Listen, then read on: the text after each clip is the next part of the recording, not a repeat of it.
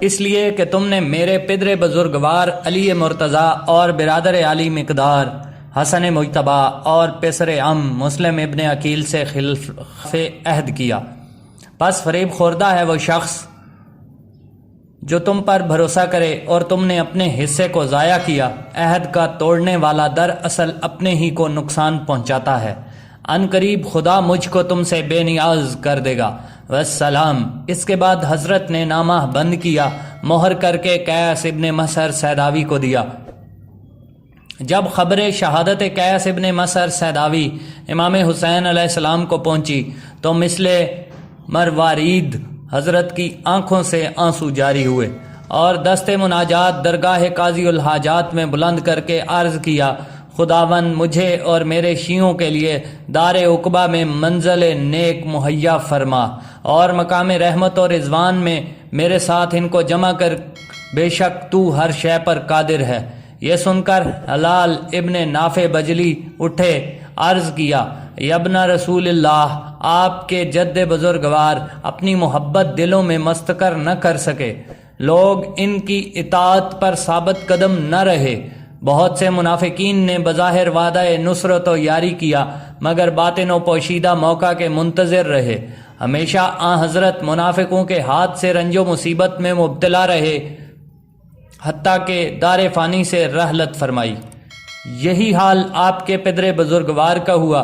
لشکر کثیر ان کی امداد کو جمع ہوتا تھا اور ناقصین و قاسطین نے ان سے قتال کیا، ہمیشہ آزار میں رہے یہاں تک کہ جوار رحمت حق میں پہنچے۔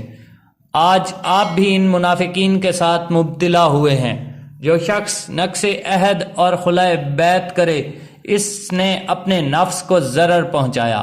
خدا ہمارے لیے کافی ہے، بس آپ بے رشد و عافیت ہمیں جہاں جی چاہے، خواہ مشرق خواہ مغرب، ہمراہ لے چلیں۔ قسم بخدا جو امر ہمارے لیے مقدر ہوا ہے ہم اس سے نہیں ڈرتے اور ملاقات پروردگار ناگوار نہیں سمجھتے۔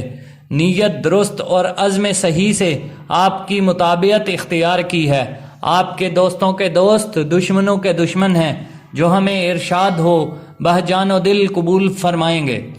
اس کے بعد بریر ابن حزیر ہمدانی اٹھ کر عرض کرنے لگے، یا ابن رسول اللہ، بخدا حق سبحانہ و تعالی نے آپ کی وجہ سے ہم پر احسان کیا ہے کہ آپ کے سامنے جہاد کریں، اعضاء ہمارے پارا پارا ہوں، جد بزرگوار آپ کے بروز قیامت ہمارے شفیع ہوں، اور وہ لوگ رستگار نہ ہوں گے جو اپنے پیغمبر کے فرزند کی حرمت کو ضائع کریں، تف ہو ان پر جو آپ کی نصرت و یاری نہ کریں۔ بروز قیامت ان کے لیے جہنم میں عذاب دردناک و حسرت و ندامت ہے۔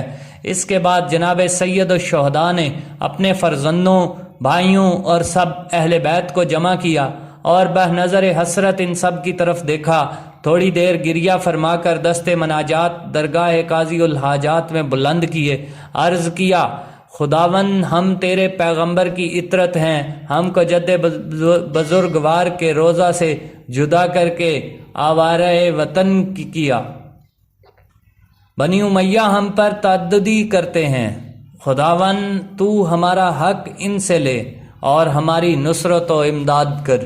حضرت وہاں سے روانہ ہوئے حتیٰ کہ بروز 4 شنبہ یا 5 شنبہ دوسری محرم وارد کربلا ہوئے۔ اس وقت حضرت نے اپنے اصحاب کی طرف متوجہ ہو کر فرمایا، لوگ عام طور سے دنیا کے بندے ہیں، لفظ دین کو اپنی زبان پر جاری کرتے ہیں، لیکن جب وقت امتحان آتا ہے تو دیندار بہت کم نکلتے ہیں۔ اس کے بعد امام حسین علیہ السلام نے پوچھا کہ کیا یہ کربلا ہے؟ اصحاب نے عرض کیا، ہاں یہ کربلا ہے۔ امام علیہ السلام نے فرمایا، یعنی یہ جگہ کرب و بلا و محنت و رنج کی جگہ ہے، یہ جگہ ہمارے اونٹوں کے بٹھانے کی ہے، یہی جگہ ہمارے لشکر کے اترنے کی ہے، یہ جگہ شہداء کے خون گرنے کی ہے۔ پس امام علیہ السلام نے اس جگہ نزول اجلال فرمایا اور حر اپنے 1000 سواروں کے ساتھ حضرت کے لشکر کے مقابل اترا۔ اس کے بعد حر نے ایک نامہ ابن زیاد کو لکھا اور حقیقت حال سے مطلع کیا۔ حر کے خط کے پہنچنے کے بعد ابن زیاد نے ایک نامہ امام حسین علیہ السلام کو لکھا کہ میں نے سنا ہے آپ کربلا میں اترے ہیں۔ یزید نے مجھے لکھا ہے کہ فرش نرم پر نہ بیٹھوں، کھانا سیر ہو کر نہ کھاؤں جب تک آپ کو قتل نہ کروں، یا یہ کہ آپ میری اور یزید کی اطاعت کریں۔